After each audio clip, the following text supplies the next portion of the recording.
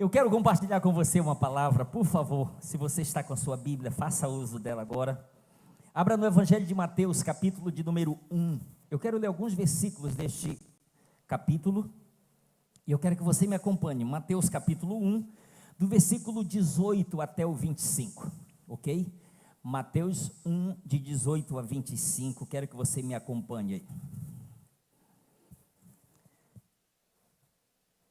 Ora, o nascimento de Jesus Cristo foi assim: estando Maria, sua mãe, desposada com José, sem que tivesse antes coabitado, achou-se grávida pelo Espírito Santo. Mas José, seu esposo, sendo justo e não a querendo infamar, resolveu deixá-la secretamente. Enquanto ponderava nestas coisas, eis que lhe apareceu em sonho um anjo do Senhor, dizendo: José, filho de Davi, não temas receber Maria, tua mulher, porque o que nela foi gerado é do Espírito Santo. Ela dará à luz um filho e lhe porás o nome de Jesus, porque ele salvará o seu povo dos pecados deles. Ora, tudo isto aconteceu para que se cumprisse o que fora dito pelo Senhor por intermédio do profeta: eis que a virgem conceberá e dará à luz um filho, e ele será chamado pelo nome de Emanuel, que quer dizer Deus conosco. Despertando José do sono, fez como lhe ordenara o anjo do Senhor, e recebeu sua mulher. Contudo, não a conheceu, enquanto ela não deu à luz um filho, a quem pôs o nome de Jesus. Amém? Glória a Deus. Queridos, eu quero dar como tema para esta palavra o seguinte: pai adotivo. Diga comigo, pai adotivo. Ok? Eu quero que você me dê alguns minutos da sua atenção aqui. Como a pastora Neiva falou, nós temos algumas outras coisas muito importantes ainda aqui nesta noite, e que será bênção em homenagem a este dia também. Ok, reflita nisso aqui comigo aqui. Você precisa prestar bem atenção para você entender aquilo que eu quero compartilhar da parte do Senhor com você. Quando Jesus ele veio a este mundo, ele veio como filho de Deus, sim ou não? Jesus, o Filho de Deus, ele veio como Filho de Deus, porém, entenda isso aqui, porém Jesus, ele não foi gerado no ventre de Maria como fruto da união entre ela e José, porque eles não eram casados, eles eram apenas noivos ainda.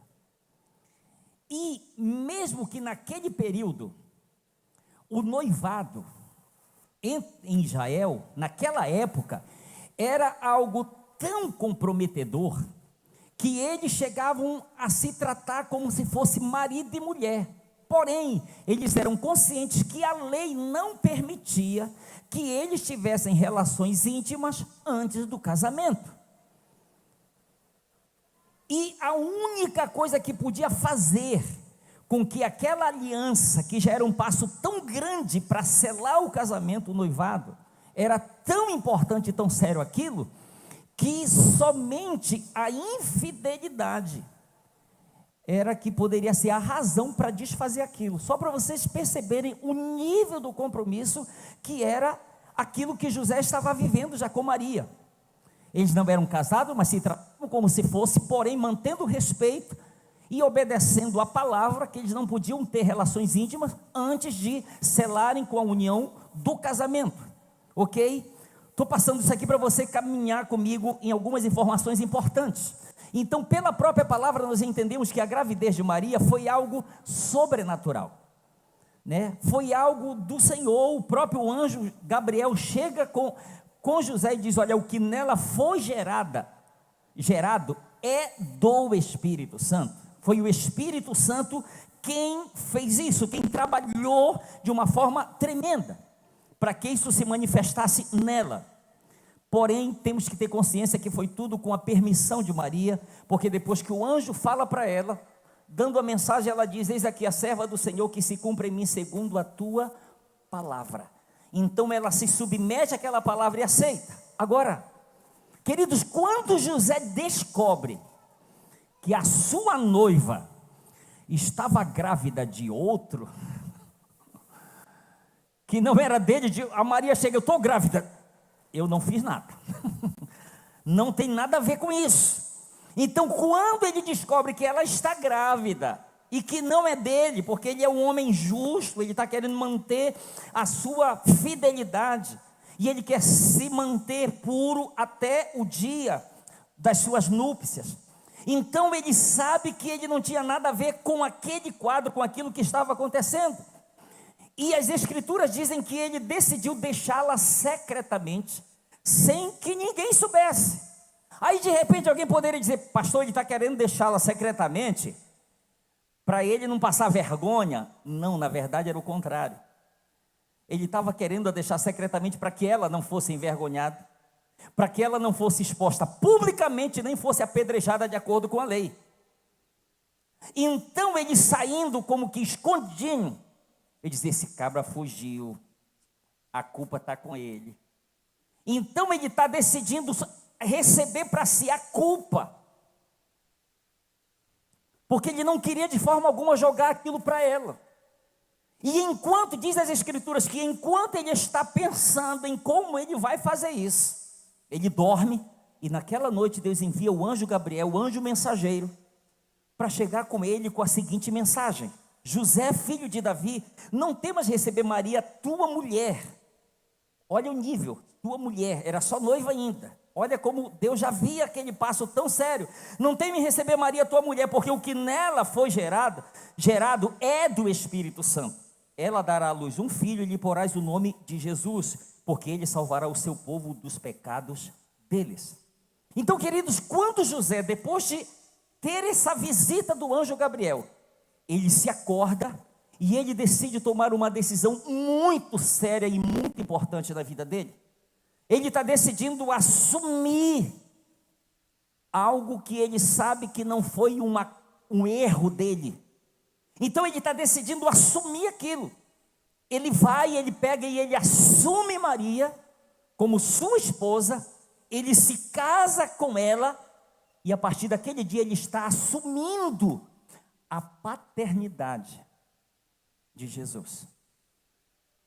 Entende? A partir daquele dia ele está decidindo: eu vou me casar contigo, e a partir de hoje, Jesus, ele vai ser meu filho. Embora eu não tenha o gerado, ele vai ser meu filho. A partir de hoje eu estou assumindo vocês dois. Eu quero que você caminhe comigo nesse entendimento. Eu sei que o Espírito Santo vai trazer muita luz para você, você vai entender aonde eu quero chegar com isso. Mesmo sabendo que Jesus não era o seu filho biológico, ele decidiu adotá-lo como sendo o seu próprio filho. Ele está decidindo assumir isso para si. Ele, a partir de hoje, vai ser meu filho. Então, preste atenção: ao nascer neste mundo, Jesus, ele nasce como filho de Deus, porém, ele não tinha um pai biológico. Ok? Ele vem para este mundo, mas ao chegar, ele não tinha um pai biológico. E de repente alguém podia dizer: meu Deus, isso é tão terrível, isso é horrível. Imagina, filho de Deus no céu, e chega aqui na terra, não tem pai. É órfão de pai. Parece uma coisa meia louca, né? Filho de Deus no céu, chega aqui na terra, quem é teu pai? Vamos caminhar aqui. Então alguém poderia dizer: meu Deus, isso é terrível. Mas escute, não é. Pastor, por que você diz que não é terrível? Olha aqui para mim. Tudo Deus faz com um propósito. Provérbios 16, 4, parte A. Tudo Deus faz com um propósito. Então olha aqui para mim, aos olhos de alguns poderia ser terrível o fato de Jesus ser filho de Deus e chegar aqui na terra, nascer só de uma mulher e não ter pai biológico. Parece ser terrível isso, mas não é. Diga comigo, por favor, diga: tudo Deus faz com um propósito. Tudo Deus faz com um propósito. Ouça, naquele dia em que José decidiu adotar a Jesus como seu filho, o Pai Celestial estava transmitindo para José, compartilhando com José algo muito importante que eu quero compartilhar com você aqui. Isso aqui, se você for ver, não está na Bíblia, e por isso eu quero que você preste muita atenção, para você não pensar que eu estou falando alguma heresia aqui. O que eu quero lhe dizer é que nós conseguimos transmitir mensagens, que às vezes as nossas palavras, elas não liberam som nenhum, Então Deus está conseguindo transmitir uma mensagem para José, mas ao mesmo tempo não é somente para José. Você vai entender aqui. Então o que Deus, o Pai, estava transmitindo para José naquele dia? José, a partir de hoje, a sua vida se tornará um testemunho vivo do meu amor pela humanidade. José, a partir de hoje, o teu testemunho vai ser um testemunho vivo daquilo que eu decidi fazer em prol de todos os seres humanos.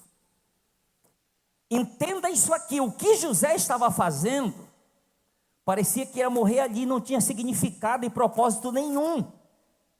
Mas você vai entender essas minhas palavras, que eu entendo que era isso que Deus estava transmitindo para José. José, essa sua decisão aqui, talvez você não está percebendo a dimensão dela, mas a decisão que você está fazendo aqui, de receber Maria e de adotar Jesus como teu filho, vai ser uma manifestação, uma prova para o mundo do amor que eu tenho pelo mundo. Continue comigo aqui. Então, preste atenção, o que Deus está dizendo: José, eu decidi adotar todos os seres humanos como meus próprios filhos.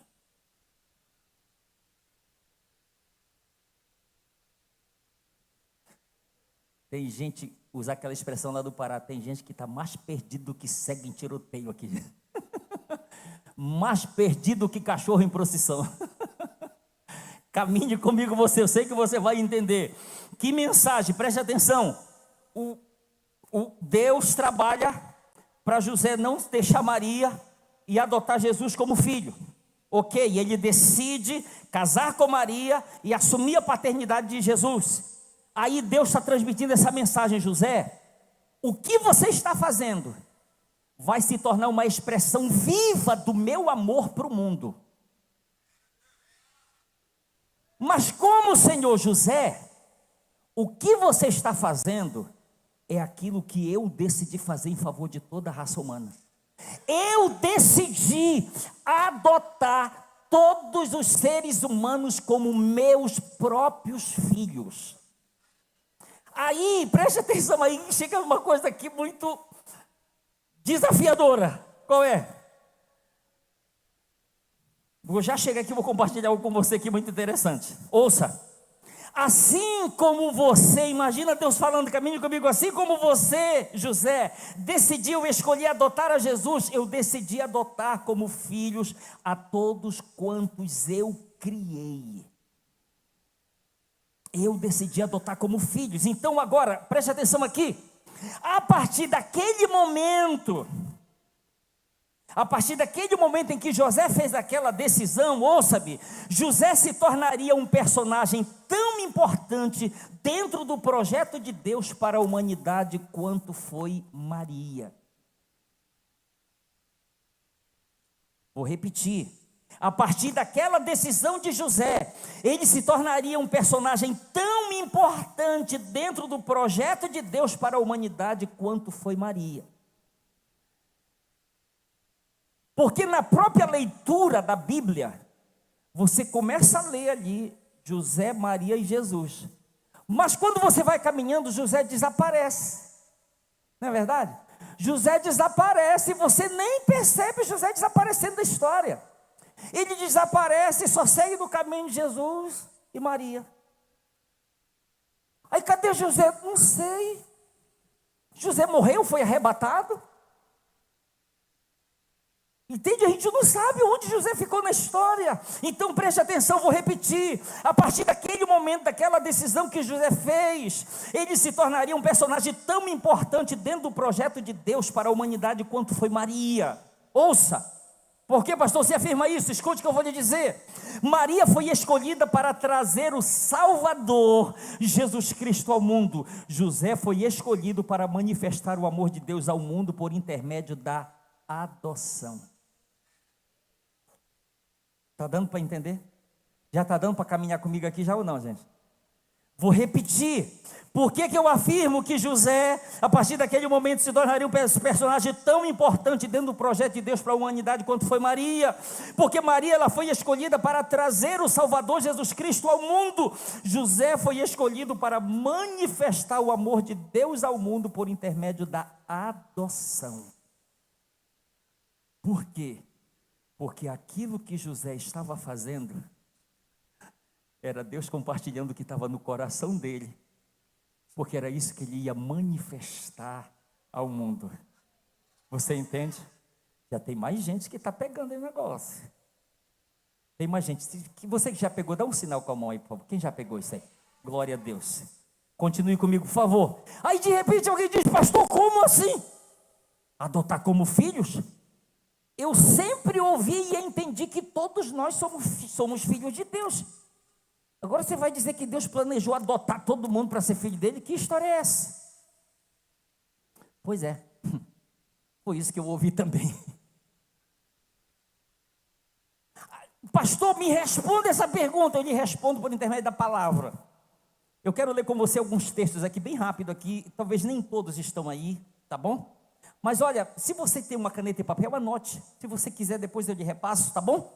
Atos 17, 26, ouça o que está escrito. Atos 17, 26, Paulo diz assim: de um só fez toda a raça humana para habitar sobre toda a face da terra, havendo fixado os tempos previamente estabelecidos, os limites da sua habitação. Olha aqui, de um só fez toda a raça humana. Ele fez, ou seja, criou, ok? Efésios capítulo 2, versículo 10, parte A. Pois somos feituras dele. Outro dia eu estava até brincando, digo, olha para o irmão, diga que está do seu lado, diga: você é feitura, não feiura. Ok? Feitura. Gente que a autoestima está tão baixa que olha para o espelho e diz: espelho meu, tem alguém mais feio do que eu? Você não é feiura, você é feitura de Deus. Pastor, o que significa a palavra? Escute, o que significa a palavra feitura no grego? A palavra feitura significa aquilo que foi feito, uma obra das obras de Deus como Criador. Feitura, aquilo que foi feito, uma obra das obras de Deus como Criador. Lembre-se disso, guarde isso aqui, caminhe mais comigo. Marcos capítulo 16, versículo 15, e disse-lhes: ide por todo mundo e pregai o evangelho a toda criatura. 1 Coríntios capítulo 5, versículo 17, parte A: se alguém está em Cristo ok, segura aí, preste atenção. A palavra criatura aqui, ela significa ato de fundar, estabelecer, construir, ato de criar, criação, isto é, coisa criada, de coisas individuais, seres, uma criatura, uma criação. Então olha aqui para mim, o que eu quero lhe dizer? Pastor, todos são filhos de Deus? Não, todos são criação de Deus ou criatura de Deus. Pastor, e aquele que está em Cristo é nova criatura? Mas não deixa de ser criatura, porque criador só tem um, o resto tudo é criatura, entende? Então preste atenção, entenda, caminhe isso aqui comigo. Todos são criaturas de Deus, foram criados pelas mãos do Criador, todos foram criados por Ele. Isso aqui a gente precisa entender isso aqui, porque senão não vai fazer sentido aquilo que a própria palavra ela nos instrui com relação a isto que eu estou compartilhando aqui com você. Então caminhe comigo, esses textos todos afirmam que foi Ele quem nos fez, ou seja, nós somos criatura, nós somos criação das mãos de Deus, do Deus Criador, Ele nos fez.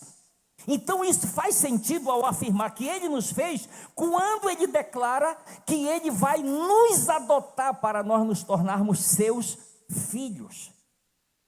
Então se Ele diz que vai adotar para se tornar filho, aí então não era antes, mas vai passar a ser, porque Deus vai dar esse passo, Deus vai tomar essa decisão, ok? Ouça, por que eu disse que José se tornaria um personagem tão importante quanto Maria no projeto de Deus para a humanidade? Porque pense nisso aqui comigo. Sabe por quê? Porque nesse lindo projeto, José, aqui, ele é uma representação de Deus Pai. Você entende? Nesse lindo projeto de Deus, José é uma representação de Deus Pai aqui. Porque ele está adotando um órfão. Entende? Ele está adotando um Jesus que não tem um pai biológico. Ele está assumindo isso. E ao assumir isso, ele está manifestando o amor do pai e aquilo que o pai estava decidindo fazer. Então, por isso aqui, nesse contexto, José, dentro desse projeto de Deus, ele está representando o Deus Pai. Ou seja, o Pai que nos amou tanto, que decidiu nos adotar como seus filhos. Aí a pergunta é, pastor, e Jesus? Quem Jesus está representando? Jesus aqui, ele é uma representação de todos nós como criaturas de Deus, gente. Entende? Jesus aqui está representando todos nós como criaturas de Deus que temos a necessidade de adoção, de sermos adotados. Agora eu quero passar para Gálatas, só para você ter uma ideia, para abrir mais o entendimento. Gálatas capítulo 4, versículos 4 e 5. Gálatas 4, versículos 4 e 5. Vindo, porém, a plenitude do tempo, Deus enviou seu Filho, nascido de mulher, nascido sob a lei, para resgatar os que estavam sob a lei, a fim de que recebêssemos a adoção de filhos. E porque vós sois filhos, enviou Deus ao nosso coração o Espírito de seu Filho que clama, Abba. A fim de que recebêssemos a adoção de filhos. Romanos capítulo 8, versículo 15. Porque não recebestes o espírito de escravidão, para viverdes outra vez atemorizados, mas recebestes o espírito de adoção, baseado no qual clamamos, Abba, Pai. Abba, Pai. Paizinho. Amém? Diga, um espírito de adoção. Ok, vamos lá. Para que o projeto de Deus se tornasse possível, Jesus, ele precisou abrir mão de algumas coisas. Isso aqui eu quero falar bem rápido com você. Para que o projeto de Deus pudesse se tornar possível, o projeto de adoção, Jesus, ele precisou abrir mão pelo menos de 4 coisas que eu quero lhe falar aqui. Em primeiro lugar, Jesus precisou abrir mão de sua divindade. Filipenses capítulo 2, versículo de 5 a 7. Tende em vós o mesmo sentimento que houve também em Cristo Jesus, pois ele, subsistindo em forma de Deus, não julgou como usurpação ser igual a Deus, antes a si mesmo se esvaziou, assumindo a forma de servo, tornando-se em semelhança de homens. Então ele decide se despir da sua glória, assumir a forma humana e vir como homem aqui para a terra. Ele decide abrir mão de tudo aquilo que ele representava no céu, que ele era no céu, e ele vem como homem aqui para a terra, e ele está decidindo abrir mão da sua própria divindade, embora que ele assume essa forma humana, ok, ele é reconhecido como filho de Deus, ele é reconhecido como Deus, ele é o Emanuel, ele é o Deus conosco, porém, você não vê Jesus manifestando os seus atributos aqui. Você vê Jesus, ele agindo no poder do Espírito Santo, você vê Jesus caminhando cheio do Espírito Santo e cheio da palavra de Deus aqui. É dessa forma que você vê Jesus vivendo aqui. Então, ele precisou abrir mão disso para vir aqui para a terra. A palavra esvaziar significa que abriu mão da igualdade com Deus ou da forma de Deus. Então, quando ela diz que ele a si mesmo se esvaziou, ele abriu mão da sua forma, da forma que ele tinha de Deus, ou do ser igual a Deus, ele abriu mão disso. Segunda coisa, Jesus, ele precisou abrir mão, queridos, do trono dele. Assentado, imagina, desde o início de tudo, de todas as eras, assentado à direita do Pai. Ele decide abrir mão, sair do trono, tirar a sua coroa, para que ele viesse aqui na terra e substituísse aquela coroa por uma coroa de espinho. Ele está abrindo mão disso. Terceira coisa que ele abre mão: Jesus abriu mão de sua comunhão com o Pai, lá no céu. E João 17,5, escute como está escrito: e agora glorifica-me, ó Pai, contigo mesmo, com a glória que eu tive junto de ti, antes que houvesse mundo. Imagine, antes de qualquer coisa existisse, o relacionamento e a comunhão que existia do filho com o Pai. E ele está abrindo mão disso para vir para cá. É certo que o Pai está com ele, estava sempre com ele, mas ele fala de algo particular. Ele fala de algo que ele viveu. Ele com o Pai, ele viveu isso na eternidade. Ele viveu isso. Ele diz: antes que qualquer coisa existisse, nós já estávamos juntos. Nós já vivíamos desse relacionamento, ok? Deixa eu caminhar mais aqui com você. E quarta coisa que eu digo que ele abriu mão: ele abriu mão do direito de ser o filho unigênito do Pai. Isso aqui que nós precisamos entender. João 3,16 está escrito: porque Deus amou o mundo de tal maneira que deu seu filho. O que significa a palavra unigênito? Único. Então, se era filho unigênito, o que eram todos os outros? Criaturas de Deus, certo? Porque Deus amou o mundo de tal maneira que deu o seu filho unigênito, o único filho que ele tinha, ele deu em prol da humanidade. Pastor, com que propósito ele fez isso? Eu vi até o vídeo que o Fabiano gravou, né, aquela chamada para o Diffley, que ele falou um pouco disso, eu estava lembrando disso. Rapaz, está adiantando a palavra. Mas ele falou algo: com que propósito ele abriu mão desse direito? Romanos 8,29.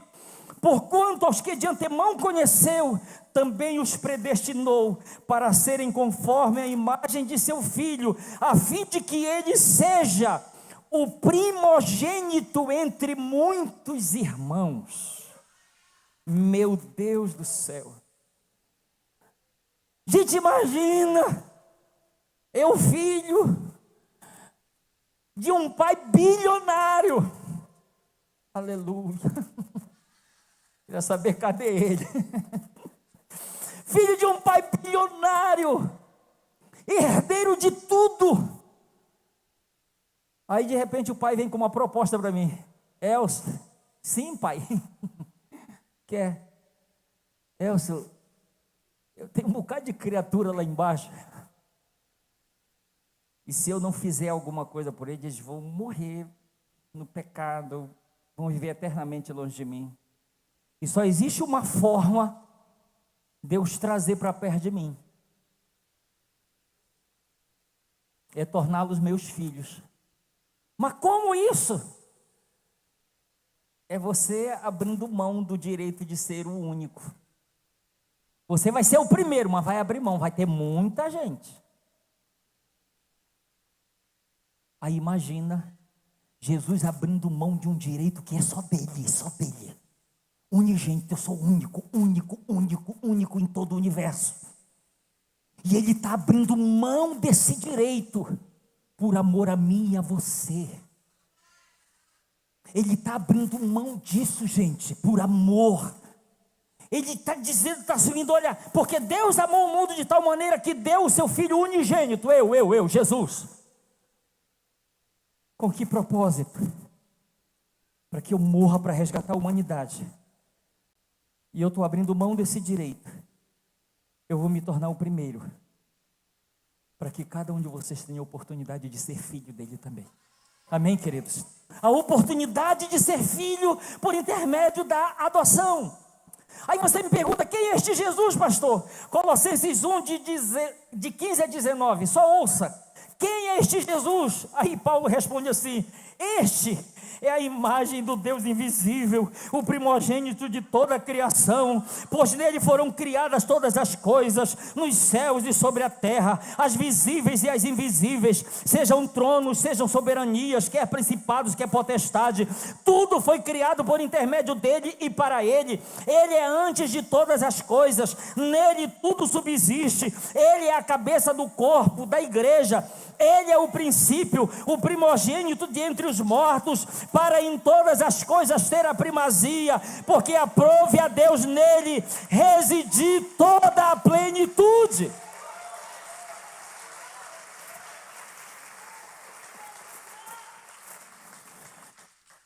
É igual como diz aquela canção, com aquela pergunta: que amor é este? Graça incalculável. Que amor é esse? Gente, olha aqui para mim, Jesus podia continuar lá, como diz o outro, de boa lá no céu. Não, Pai, vamos continuar aqui por toda a eternidade, só nós. Deixa o filho para cá e a criatura para lá. Mas o pai viu que a criatura se perdeu no meio do caminho e precisava de resgate. E aí ele vem, o primogênito, o unigênito, para se tornar o primogênito, para me resgatar, para resgatar você. Escute, quero chegar nessa parte final dizendo o seguinte: ouça, a adoção de filhos já foi concedida pelo Pai a todos os seres humanos. Vou repetir para você que não entendeu: a adoção de filhos já foi concedida pelo Pai a todos os seres humanos. Agora nós precisamos entender que existe uma exigência divina para que cada ser humano se aproprie dessa adoção. Qual é a exigência, pastor? João capítulo 1, versículos 12, 11, 12 e 13. Veio para o que era seu, e os seus não o receberam. Mas a todos quantos o receberam, deu-lhes o poder de serem feitos filhos de Deus, a saber, aos que creem no seu nome, os quais não nasceram do sangue, nem da vontade da carne, nem da vontade do homem, mas de Deus. Porque era de Deus, era da vontade de Deus. Agora, preste atenção. Eu estou lhe falando aqui da exigência divina para que a gente se aproprie da adoção de filhos. A palavra aqui é receberam. O que significa, pastor, receber? Segura aí. É tomar levar consigo, associá-lo consigo, é um associado, companheiro. A metáfora é aceitar ou reconhecer que alguém é tal como ele professa ser.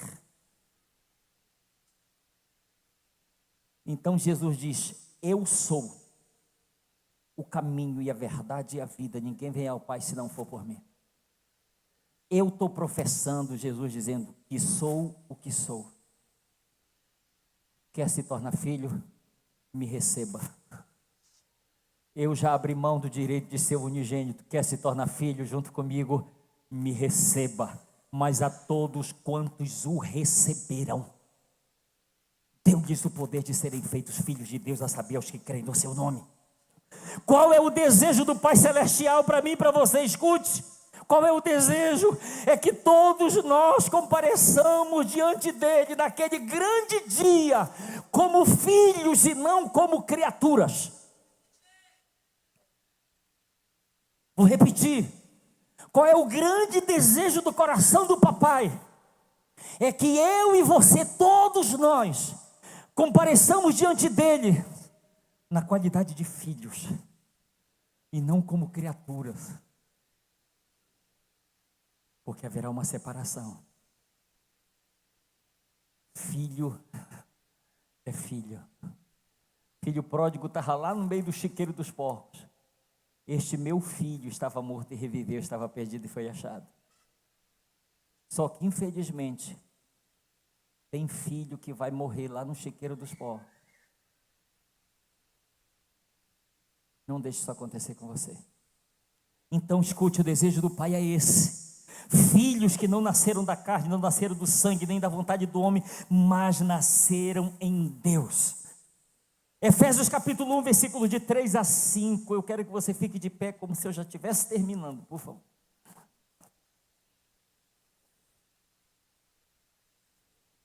Efésios capítulo 1, versículo de 3 a 5. Me acompanhe aí, escute, é lindo isso aqui.